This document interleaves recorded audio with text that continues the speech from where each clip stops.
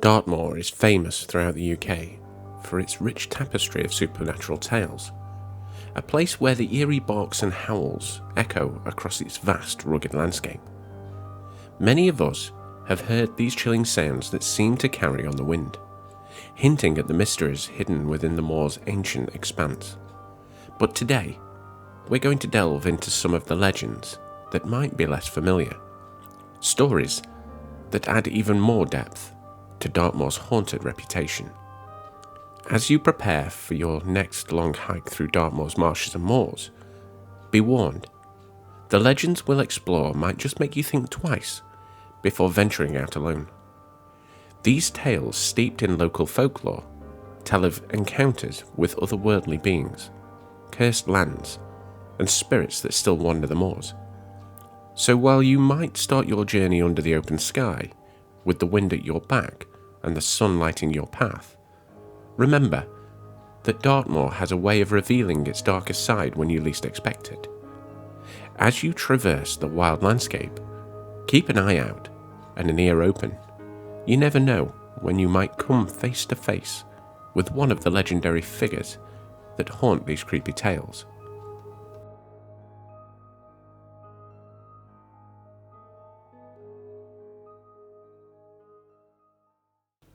In the less enlightened days of the past, those who took their own lives were denied burial in consecrated grounds, leading to the belief that their spirit would remain trapped on earth. Superstitious villagers believed that if such bodies were buried at the boundaries of a parish, ideally at a crossroads, the spirit would be unable to return to its former home, and thus would not trouble the living. Jay's grave is the resting place of one such unfortunate soul. Kitty Jay, as the story goes, was a young unmarried housemaid who was betrayed by her lover. In despair, she took her own life, hanging herself in an outbuilding of a nearby farm. In keeping with the harsh customs of that era, her body was disposed of in the usual unkind manner. However, a man named James Bryan later unearthed her remains, reburied them, and placed the stones that now mark her grave. What makes this grave unique is the constant presence of fresh flowers. Regardless of the time of year, whenever you visit Jay's grave, you will always find fresh flowers, sometimes wild, sometimes from a garden.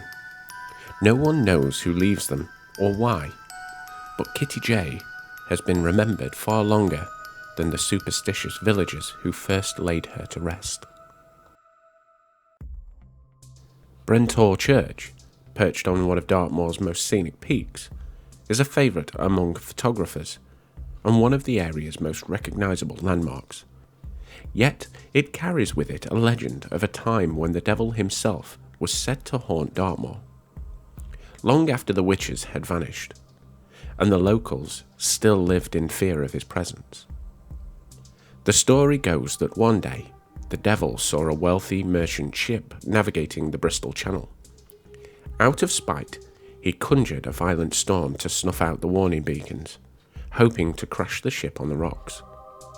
Among the merchants was old Hugh, who spent the night praying fervently to St. Michael, promising to build a church in his honour if they were spared. St. Michael answered his prayers, engaging in a fierce battle with the devil. The saint ultimately triumphed, and the ship safely reached land. True to his word, old Hugh began construction of a church on Brentor, the first piece of land the ship had spotted after the storm. But the devil was not so easily defeated. He repeatedly disrupted the building process, scattering the materials across the moor each night. Eventually, St. Michael intervened, lying in wait for the devil and wounding him, which allowed old Hugh to complete the church. Though Brentor Church is the smallest on the moor, it has stood the test of time, symbolising the victory over evil for all who visit. Among Dartmoor's many legends, the tale of Childe the Hunter stands out, particularly for its connection to Childe's tomb, located on the edge of Tor Mere. Childe the Hunter was a wealthy and passionate outdoorsman, known for his love of hunting in all seasons, whether in sunshine, rain or snow. He often ventured out alone with his dogs, braving the wild and unpredictable Dartmoor weather. However, his restless pursuit of the hunt would ultimately lead to his tragic end. One fateful day while hunting the moor, Childe was caught in a sudden fierce blizzard. With no shelter in sight, he succumbed to freezing condition. His body was not discovered until several weeks later, found frozen to death in the unforgiving landscape. But the story doesn't end with his demise. During this time, there was an intense rivalry between the monks of Plymstock and those of Tavistock, both eager to claim any advantage they could. Childe's will had stipulated that his land would go to the church where he was buried, so when news of his death reached the monks of Tavistock, they were determined to secure his body for burial in their church, thereby claiming his vast estates. However, the people of Plymstock, where Childe had lived, were eventually and equally determined to honour him by ensuring his burial in their own church. They planned to ambush the Tavistock monks as they transported Childe's body. Forewarned of this plot, the Tavistock monks devised a clever ruse to avoid confrontation.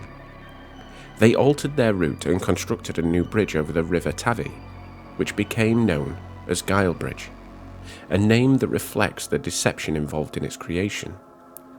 So if Childe was ultimately buried in Tavistock, why does his tomb lie on the moor? According to local law, Childe's tomb marks the very spot where his body was found, a solitary reminder of his tragic fate.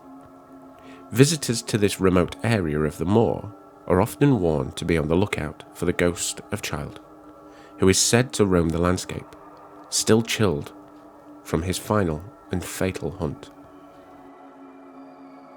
If you've ever journeyed between Princetown and Tavistock, you've likely noticed the imposing Vixen Tor, the largest granite outcrop on Dartmoor. This towering formation is steeped in legend, said to have once been the domain of a malevolent witch named Vixana, who made her home in the cave at the base of the Tor. The cave, according to the tales, was constructed by gnomes who were under her command, forced to do her bidding. Vixana was no ordinary witch. She was filled with a deep hatred for people and derived wicked pleasure from their suffering. Perched atop Vixen Tor, she would scan the moor for unsuspecting travellers. Whenever one came near, she would cast a spell that caused the ground beneath them to turn into a treacherous bog. As the unfortunate souls became trapped in the mire, Vixana would sit back and watch with cruel delight as they slowly sank to their doom. In those days, there was no escape from her dark magic, and many lives were claimed by her malice. But Vixana's reign of terror eventually came to an end. The legend speaks of a brave young man who possessed supernatural abilities, including a magical ring that could render them invisible. Using this power, he devised a plan to rid the moor of Vixana's evil once and for all. Disguised by his invincibility, he approached the Tor and cleverly lured Vixana to the edge. As she leaned over, peering down from her lofty perch, the young man struck, pushing her off the Tor's edge and sending her plummeting to the jagged rocks below. With Vixana's death, the curse that had haunted the moor was lifted, and travellers could once again move freely and safely across the landscape.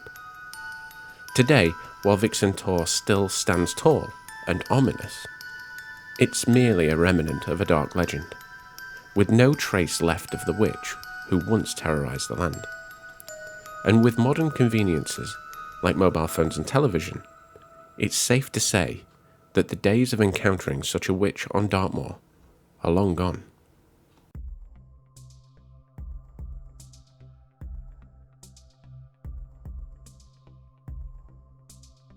We've shared tales of witches, the devil, and restless spirits, but now it's time to delve into Dartmoor's Pixies, the mischievous little folk of the moor. One enchanting legend that features these pixies is the story of the Bed of Tulips, which tells of a group of angry pixies and a man whose only desire was to grow a vegetable garden. Long ago in the heart of Dartmoor, there stood a quaint thatched cottage where a kindly old woman lived. Her garden was a vibrant display of tulips, which the local pixies had claimed as their own. Every evening, the pixies would gather in her garden, dancing and making merry among the colourful blooms, bringing life and magic to the quiet moor. When the old woman passed away, her cottage was inherited by a villager, an elderly man with a practical nature. Unlike the old lady, he had no interest in flowers. He wanted a vegetable patch to provide for himself. So he dug up the tulips, cleared the garden, and planted rows of vegetables. To protect his new garden from wandering animals, he built a sturdy fence around it. However, the pixies were outraged by the change. They had loved the old woman and her garden, and they were furious that their beloved dancing ground had been destroyed.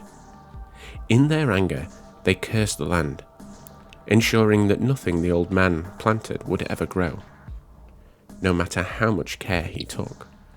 His vegetables withered, and the earth remained barren. But the pixies didn't stop there. To honour the memory of the kind old woman who had allowed them to dance among her tulips, they worked their magic on her grave. It's said that from that time on, beautiful flowers began to bloom on her resting place, a sign of the pixies' deep affection and gratitude.